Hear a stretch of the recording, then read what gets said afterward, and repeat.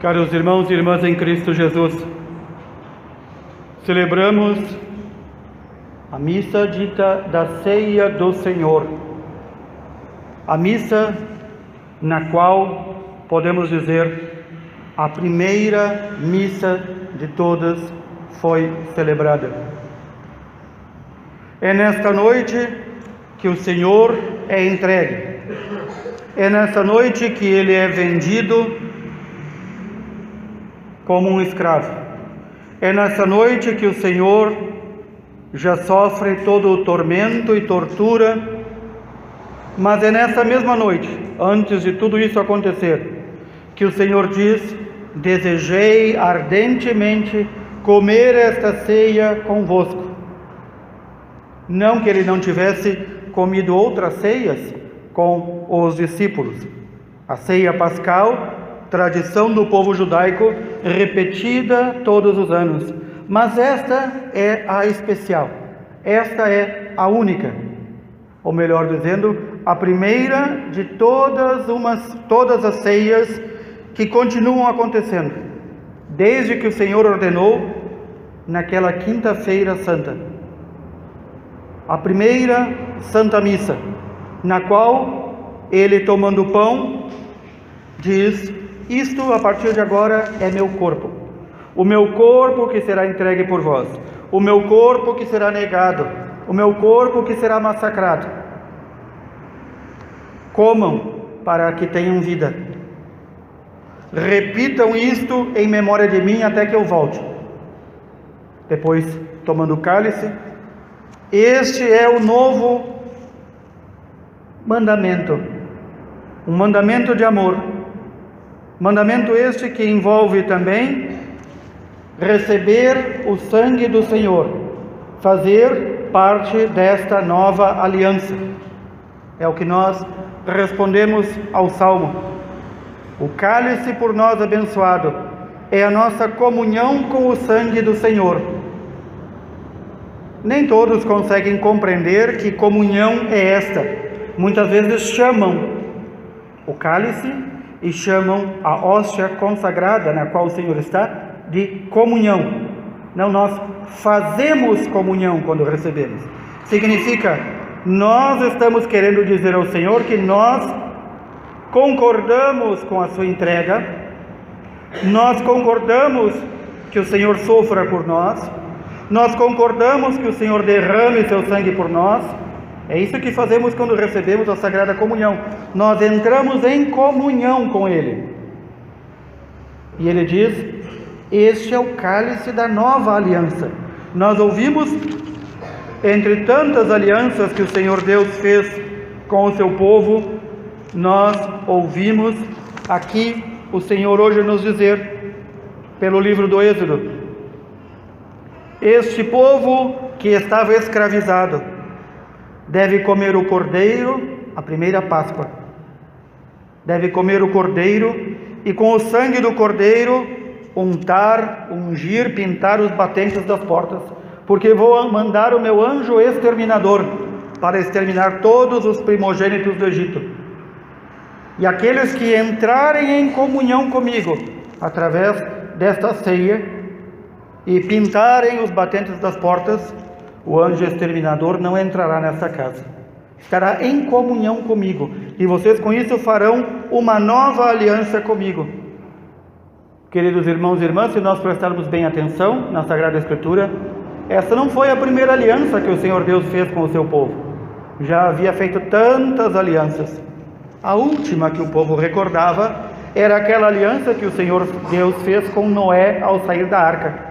E então colocou o arco-íris como sinal da aliança, uma nova aliança com uma nova humanidade.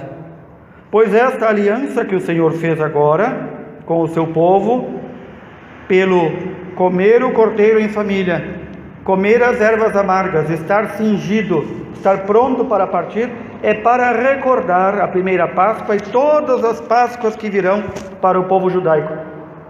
E este povo, mesmo celebrando isso, mesmo passando de pai para filho durante milênios, não reconheceu quando o Senhor Jesus diz: agora é uma nova aliança. Agora não vai ser mais cordeiro, não vai ser mais ervas amargas, não vai ser arco-íris. Esta aliança que eu faço é aliança de sangue, aliança de carne. Eu vou dar a minha carne e vou dar o meu sangue por vocês. Não para libertar da escravidão do Egito, mas para libertar da escravidão do pecado, para abrir as portas do céu. E assim como o Senhor diz no livro do Êxodo que o povo judeu deveria repetir todos os anos, de geração em geração, aquela aliança, Jesus diz: repitam esta nova aliança que estou fazendo convosco, até que eu volte para julgar os vivos e os mortos. E então, mesmo São Paulo, que não aprendeu dos discípulos e não aprendeu dos apóstolos, mas aprendeu do próprio Senhor, ele diz: o que eu recebi do Senhor, ou seja, o que o Senhor me falou, foi que na noite em que ele ia ser entregue, ele tomou o pão e disse: isto é meu corpo. Ele tomou o cálice e disse: este é o meu sangue. É a nova aliança que devem repetir até que eu venha.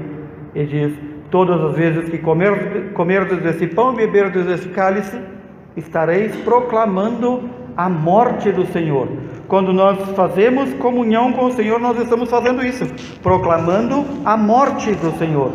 Ou seja, de novo estamos oferecendo o corpo e o sangue do Senhor ao Pai, para aplacar a fúria do Pai, para aplacar o nosso pecado. Por isso que Jesus mandou repetir. E para que mandasse repetir e não continuasse ali apenas naquela primeira geração, ele fez dos seus discípulos sacerdotes. E por isso dizemos a Quinta-feira Santa não é só dia da instituição da Eucaristia, instituição da primeira missa, mas também instituição dos sacerdotes. Os sacerdotes foram criados também na Quinta-feira Santa. Mas aí alguém pode dizer: o Senhor lembrou de deixar meios para que continuássemos em comunhão com Ele. A nossa comunhão com o Senhor não é uma comunhão puramente espiritual, como muitos que fundam igrejas dizem. Não, a nossa igreja é espiritual, a nossa comunhão é espiritual. Não, a nossa comunhão também é de carne e sangue. Nós, com nossa carne e nosso sangue, nos alimentamos da carne e do sangue do Senhor para manter esta união, esta comunhão. É isso que significa a palavra comunhão, união íntima entre duas pessoas.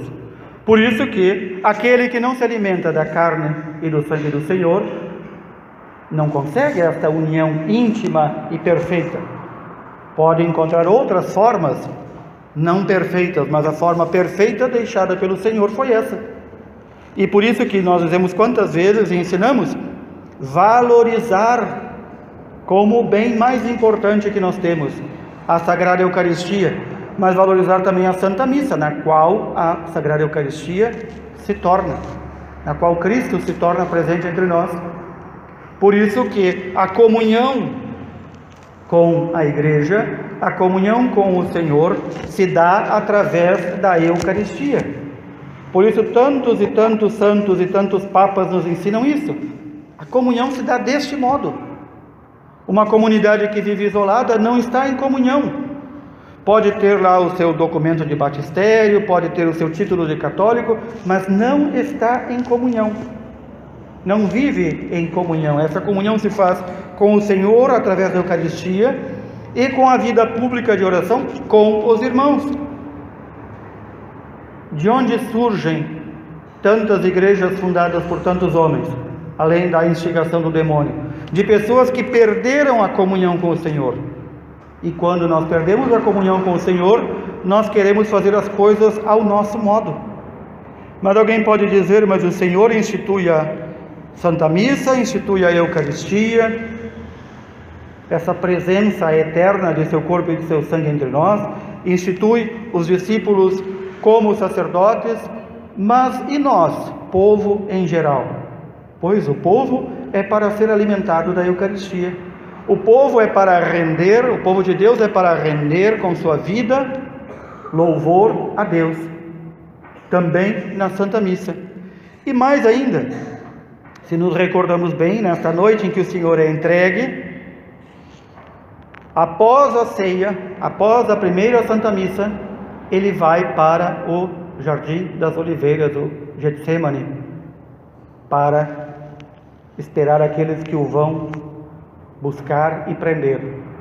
E lá ele se põe em oração, e lá o seu espírito entra neste conflito, essa dor tremenda de saber que vai carregar sobre si todos os nossos pecados, de toda a humanidade, desde o início do mundo até o fim do mundo.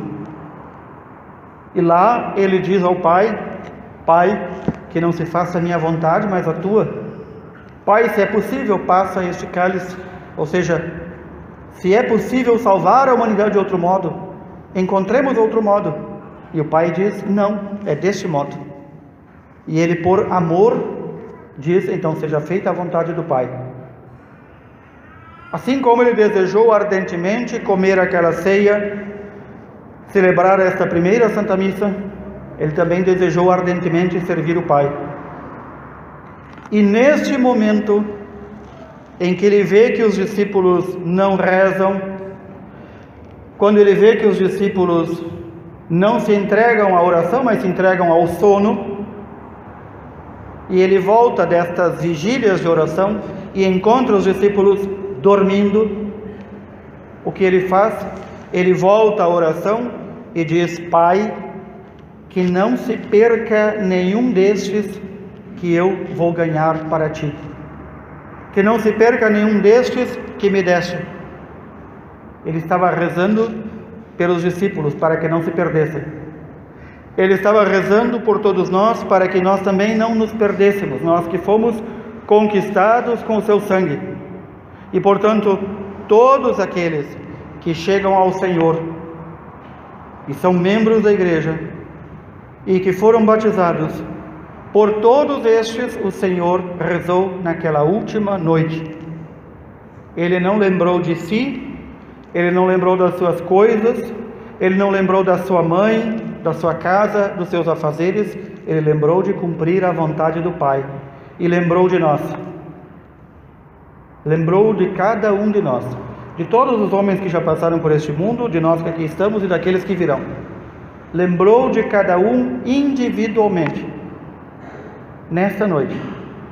Vejam quanto peso, quanta dor e quanto sofrimento numa noite só. E Ele, sendo Deus, conhece o coração de cada um de nós. E sabe quantas vezes nós fazemos como Judas e o traímos.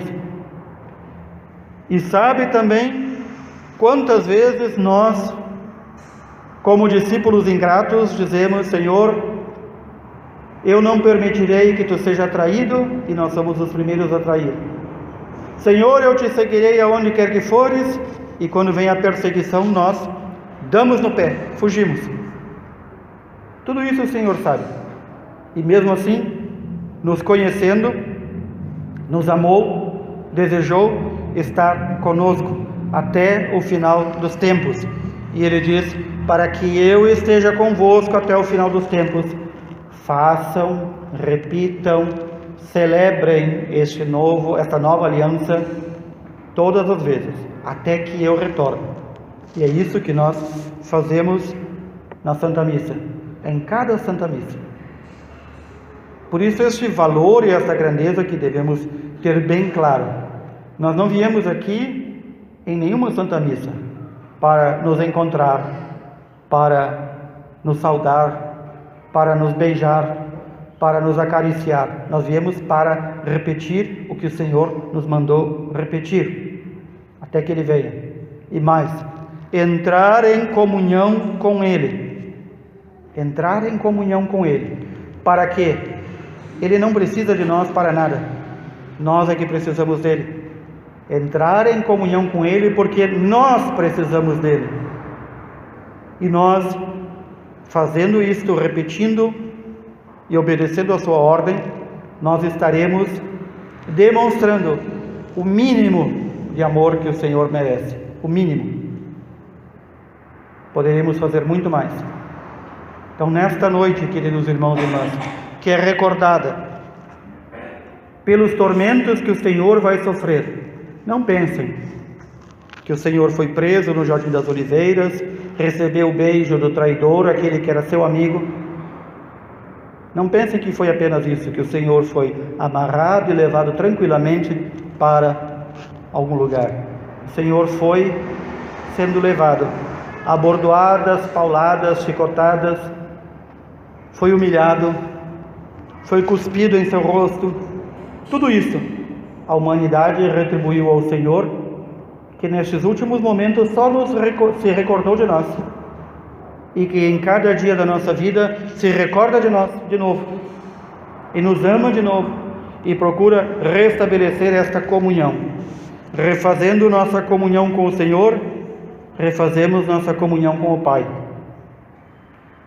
E portanto, o Pai e o Filho e o Espírito Santo passam novamente a viver em nós como em nosso batismo. Retribuamos ao Senhor com o nosso amor. E se nós nos sentimos fracos para amar o Senhor, peçamos ao Senhor que aumente o amor em nosso coração. Aumente o amor em nosso coração. Que assim o Senhor nos ajude e nos faça hoje bem meditar na grandeza deste amor, que não só se deu inteiramente por nós, mas deixou o memorial da sua paixão. Cada vez que celebramos a Santa Missa, proclamamos ao mundo inteiro: o Senhor morreu por amor a nós. É isso que proclamamos, como bem nos ensina São Paulo. Que assim o Senhor nos ajude. Louvado seja nosso Senhor Jesus Cristo.